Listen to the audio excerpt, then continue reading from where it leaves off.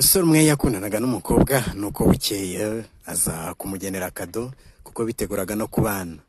Nuko amuha kado y'igipupe rwose. Umukobwa yibonye bari no mu nzira bagenda ahita akijugunya mu muhanda. Nuko mu gihe umusore we abonye umukobwa akijugunye arambuka ngo ajye kugitora, ariko acyambuka imodoka ibiramukubise arapfa. Nuko nyamukobwa rero niko kugenda atoragura igipupe nyine n'umurambo birumvikana, batangira kwitegura imirimo yo gushyingura, mihango yo gushyingura. Nuko rero ku munsi wo gushyingura nyamukobwa yaragifite cya gipupe. Nuko aragifata rwose agishyira mu gatuza cye nk'aho ari wa mugabo arimo gusezeraho we. Mu gihe ashyize mu gatuza rero yumva igipupe kiravuze kiti will you marry me, kuvuga ngo uzemera kubana nanjye nk'umugabo n'umugore.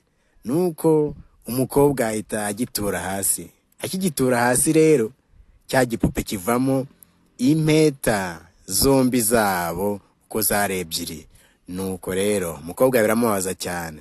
Mugenzi wanjye rero, burya ni byiza gushimishwa n'icyo ufite mbere yuko ubuzima bukwigisha gukunda icyo uzaba waramaze gutakaza nta naho wagikura.